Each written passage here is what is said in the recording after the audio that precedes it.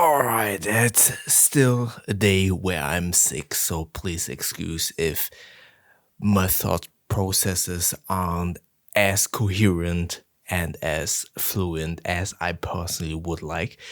But this is actually a good segue to what I want to talk about today because everything that I do here on this channel is kind of firstly it was centered about YouTube and creating YouTube channel, but now it kind of pivoted to a mental health kind of centric topic, which actually YouTube is a good tool. And speaking of tool, this is basically what I kind of want to talk about and kind of summarize because let's face reality, life isn't always the greatest. For example, this is not what it's about, but today I'm sick and I don't feel great. But also, as I said, let's face reality, we all are struggling. We have to pay rent, economy isn't great. I know lots of my freelance friends who are really struggling at the moment to find good projects. And yeah, also society isn't in a good place to get negative comments when you're on YouTube. And um, yeah, it's not a good year for, or it has been for a couple of years. Um, I mean, COVID isn't that long ago, and um, it feels like we are under a lot of stress. And I'm not here to tell you how to solve those problems, but I kind of want to share some of the tools and summarize some of the tools that I've been mentioning in a couple of videos lately. But I want to share how I kind of deal with it and how I kind of deal with mental health because there's a lot going on in my life as well. Um, I'm still in this legal process. I'm um, obviously not healthy at the moment. And yeah, money issues are there as well. We all are struggling. And again, it's not about how to solve those because, yes, it is sometimes life can be very shitty, but I think it is not about getting beaten down by life because life will always beat you down. It's always about standing up and kind of fight the battles that you are having and trying to solve them. But again, this is not about how to solve your problems, but rather about kind of maintaining your energy and your mental health to be able to properly deal with whatever is going on in your life. Because if you don't take care of yourself about your mental health and kind of keep your mind as clear as possible, you will have a hard time to deal with your life or the issues and the problems that you have in your life. So this is why I kind of want to share how I'm dealing with it and what helped me. I'm not a psychologist or a therapist or anything like that, but I've went in my life. I had two burnouts. I've been a freelancer for quite a while, and I have been doing a couple of therapy things. And I'm not saying I'm an expert, but I'm just sharing how I'm dealing with my life, and I hope that helps you. And if you've been watching my videos previously, you probably know many of the things that I've been sharing, but I feel like because I see a couple of my friends struggling, and whenever I kind of share what I'm doing, they have always this kind of light bulb moment, and they think like, "Oh yeah, it's not in air quotes not that difficult. It is difficult, but they have this light bulb moment and think, oh, okay, yeah, sure, you're totally right. I could do it like that." So I feel like repeating it isn't that bad, even though you maybe heard of it. And for me personally, dealing with mental health is all about resetting your brain, refreshing your status quo in your brain, and kind of decluttering. Because most of the time, and I noticed that when I had my burnout, we are overwhelmed with all of the responsibilities, the problems, and the to-dos that are in front of us, and they are weighing us down on our shoulders, and we are overwhelmed with everything that we have to deal with. And that is where our brain basically shuts down. At least that's what happened to me. And when your brain shuts down, everything shuts down basically, or at least that's how I experienced it. I was not capable of doing anything. I basically was crying all the time, and I was in a really bad place. So for me, it's all about not ignoring what you have to do, because that's also one of the issues that I had have had, that I kind of tried to ignore it. That's also not a solution. For me, the solution was to kind of break everything down, and I always kind of try to use the example of saving money. If I would be telling you, hey, you need to save up 5,000 euros each month, you would kind of basically tell me I'm crazy. You would tell me that, what the hell are you talking about? How the hell am I supposed to save up 5,000 euros per month? That's not possible. But if you break it down, if I would tell you, hey, how about a euro every day or every week or something like that, then you would say like, okay, that's doable. I can do that. And that's basically 30 euros per month. And you start saving up. You don't save up that much, but you start building a habit, and it will become easier to kind of start saving more because you implemented that habit. It's the same thing also with me working out. I started with 5 push-ups every morning, and then I kind of build up on that habit that I created by only doing that small thing. And that's basically the same thing with mental health for me, and where I kind of try to, or I'm trying to implement this so much more, the retro gaming device, where I kind of utilize those small little breaks, however small they might be, even if it's just 5 minutes. It kind of helps me to reset my brain with a task that kind of, where I can kind of dive in. And that is what I'm trying to incorporate and kind of recommend, is to find something where you are able to reset your brain, where you kind of are able to get in a different mindset and not necessarily forget. I feel like it has a very negative connotation if you say, oh, I'm trying to forget the problems that I have. And that's not what I'm trying to say. It is more about resetting your brain, starting with a fresh, refreshed slate of mind to approach your problems or the to-dos that you have in front of you. And that is why I love martial arts, because, and that's an example that I always kind of try to bring, because for me it's not about going to the gym, because I can still think about whatever I have to do. With martial arts, for me it is very important to stay in the moment, because either I get hurt or I hurt my training partner if I'm not switching off whatever's going on. But that's a huge caveat. I totally understand that. And this is where I'm kind of saying this smaller chunks.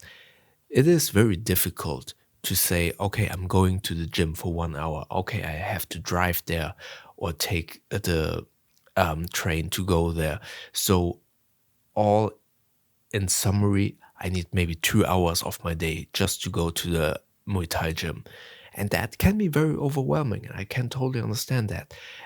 And that's why I'm saying is so important to break down whatever you want to do, what you need to do, into smaller chunks to make them more digestible and more approachable, so that you can create a habit. Also, with every task that you have to do, it is so overwhelming.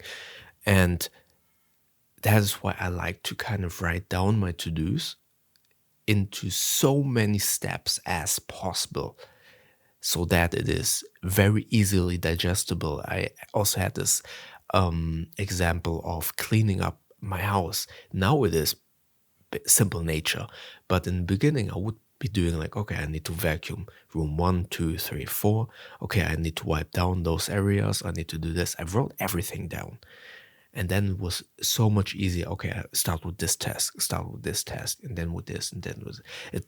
Sounds like really stupid to break it down, to write everything down, because we tend to see like, okay, that's an easy task. Why should I write it down? But it's not about writing it down, but the more of very consciously breaking down every single step, so it is easier for you to kind of see, okay, these are the steps that I can do now, that I approach. And this kind of workflow of breaking everything down is so applicable to everything else as well. For example, yesterday I thought talked a little bit about digital decluttering.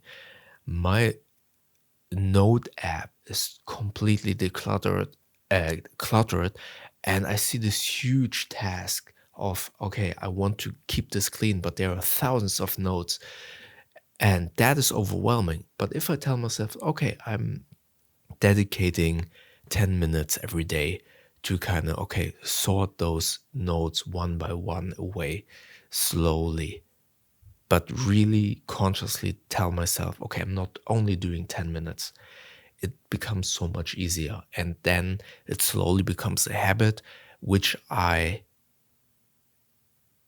it suddenly doesn't become a task, you know? You know, for example, brushing your teeth. As a child, it was like very tedious. No one of us liked to brush our teeth. But suddenly, I mean, do you notice that you go to the bathroom every night, every morning, brush your teeth for 2 minutes? Do you actually notice? I would bet that you don't notice, right? Because it has become a habit. It has become a daily routine, a part of your daily life. And that's basically what I'm trying to communicate here. When you are able to break all of those things, whatever it might be, working out, cleaning your house, your to-dos, inbox zero, which I also mentioned, which is the kind of philosophy to keep your email inbox always at zero. I'm not good at that. I have the inbox one page rule, where I always try to kind of dedicate time in my day to kind of clean up all of the emails, so I don't have more than one page of emails in my inbox. So dedicating small chunks of your day for those kind of tasks, with the goal basically to create a habit and have that habit be part of your daily life. And those habits are there to keep your mental load capacity, your brain capacity, as free as possible, as fresh as possible. Because as I said, for me personally, it was like all of the things that I had in my life with worries, life, money. And don't get me wrong, this is not about solving those. Again, I really want to emphasize this, because this is not a solution to your problems, but this is hopefully a solution to keep your brain and your mental load as fresh and as refreshed and energized as possible, so that it becomes much more easier to tackle your problems. And again, going back to this retro gaming thing, one of the roots of my problems, not necessarily problems, but is my phone, and not necessarily the phone, but the notifications that as a freelancer, you always are in work mode. You always wait for the email for your next job.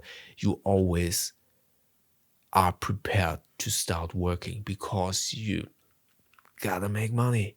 You gotta pay rent. You gotta be available. You gotta be really good so you stand out of your competition, right? But that's also, again, the root of your problems. So getting away from a phone for a couple of minutes. And again, it's not about getting a whole session in, like with working out, but it's more about those small chunks of breaks where you are able to shut off your brain and get away from whatever you have to do at that moment. And for me, a gaming device where I can kind of dive into a story for 10 minutes so I don't think about whatever I have to do and then going back to that task refreshed with a new perspective is so incredibly helpful for me. Just getting away from those notifications helps so much. Working out, not necessarily the working out part, but more the part where I have to be in that moment. Also, I have a VR headset. I like the VR game Thrill of the Fight when I'm not able to go to the gym. Kind of have that boxing workout going when I'm here at home. Also, really helpful for me. Yeah, so maybe this was all over the place, or I'm sorry about that, but to kind of last but not least summarize, whatever you have to do, whatever you have in your mind, break it down into smaller chunks. Try to find something that helps you to switch off your brain and start refreshed. Find something that you really enjoy where you can actually switch off. It also can be reading a book, for example, or watching a good series or whatever. Find that. But, and this is the important part, try to also break it down into small chunks. Because if you are also a freelancer, if you would be telling yourself, okay, I'm sitting down and reading for an hour, your job would be very heavily impacted, obviously, because you're not as efficient. That is why I'm saying break it down to small chunks and be very conscious about that, to read the book for 10 minutes while you're working, taking a break, with the goal to clear your mind and go fully refreshed into, or not fully refreshed, but somewhat refreshed into your task, into whatever you have to do. Again, I have a couple of friends around me who are struggling with that, and I am very worried about them that they kind of work themselves to the burnout. And it is so important to kind of take those small little breaks, but not only breaks, but as I said, find something that helps you to kind of switch off your brain, start refreshed, and gain a new perspective on the tasks that are in front of you. Because those tasks, those problems, they will not get away. And it is so important for us to recognize that life can be shitty, and it is shitty for all of us.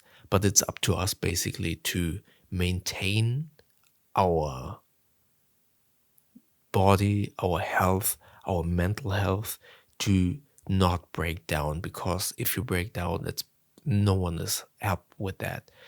And I don't want to see anyone breaking down due to all of their problems. And this is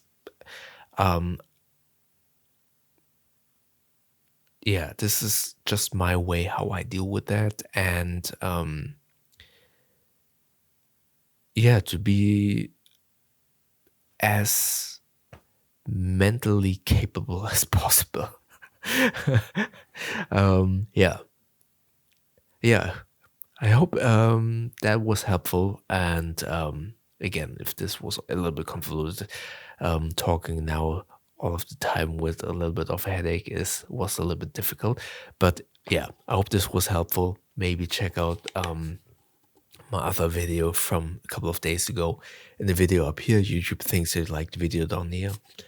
Maybe like and hype this video, but also help me to get to 2,000 subscribers. by clicking the button up here, and then we see each other in the next video. Again, I'm still sick. I hope I can make as many videos as possible in the next few days. But yeah, thank you very much for watching.